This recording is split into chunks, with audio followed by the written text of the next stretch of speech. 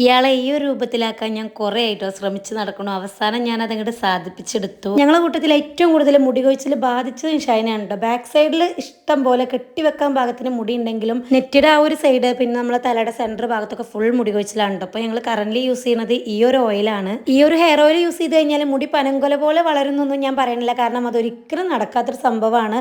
മുടി കൊഴിച്ചിൽ നമുക്ക് ഉണ്ടായി കഴിഞ്ഞ് കഴിഞ്ഞാൽ അതിൻ്റെ പ്രശ്നം എന്ന് പറഞ്ഞു കഴിഞ്ഞാൽ ഒന്ന് താരനായിരിക്കും.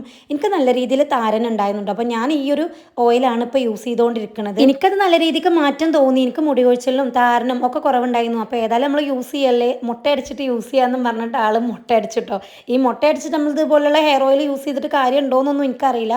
പക്ഷെ ആ ഒരു താരന് കുറവ് കിട്ടും. ജസ്റ്റ് ഒന്ന് മസാജ് ചെയ്ത് എണ്ണ ഇട്ട് മസാജ് ചെയ്ത് കൊടുക്കും ഞാൻ. ഈ ഓയിൽ ഇവിടെ തൊട്ടടുത്ത വീട്ടിൽ തന്നെ ഉണ്ടാക്കണുണ്ടോ. ഞാൻ അടുത്ത് പോയി നിന്ന് കാണലുണ്ട് ഇത് എങ്ങനെയാണ് ഉണ്ടാക്കുന്നത്. ഒരുപാട് മരുന്നുകൾ ചേർത്തിട്ടാണ് ഉണ്ടാക്കുന്നത്. കുറേ കാലമായിട്ട് ഇവരത് ഉണ്ടാക്കി യൂസ് ചെയ്യുന്നുണ്ട് കേട്ടോ. ഫാമിലിയിലും വീട്ടിലും ഒക്കെ ഉണ്ടാക്കി റിസൾട്ട് കിട്ടിയതിന് ശേഷമാണ് ഇവരത് ഉണ്ടാക്കി സെയിൽ ചെയ്യൽ ഉറത്തിയത്. എന്തായാലും ഞാൻ മാളിക്കുന്നുക്കും ഒന്ന് വാങ്ങിയിരുന്നു കുഞ്ഞാവക്ക് കൊണ്ടുപോകാൻ വേണ്ടിയിട്ടോ. മുടി കൊഴിച്ചിലോ താരനോ ഒക്കെ ബുദ്ധിമുട്ടുള്ളവർക്ക് ഈ ഒരു ഓയിൽ വേണമെന്നുണ്ടെങ്കിൽ ഞാൻ കോൺടാക്ട് നമ്പർ കമന്റ് ബോക്സിൽ പിൻ ചെയ്ത് കൊടുക്കാം കേട്ടോ. അപ്പോൾ കോൺടാക്ട് ചെയ്താൽ മതി.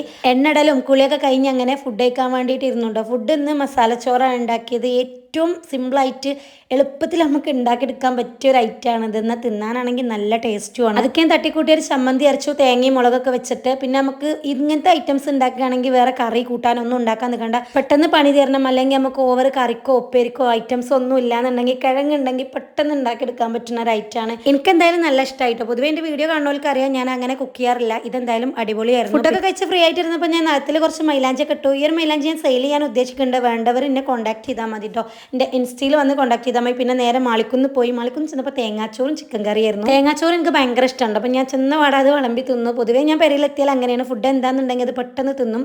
അപ്പോൾ എന്തായാലും വീഡിയോ എത്രയുള്ളൂ. ഇഷ്ടപ്പെട്ടാൽ ലൈക്ക് ചെയ്യുക, ഷെയർ ചെയ്യുക, സബ്സ്ക്രൈബ് ചെയ്യാം.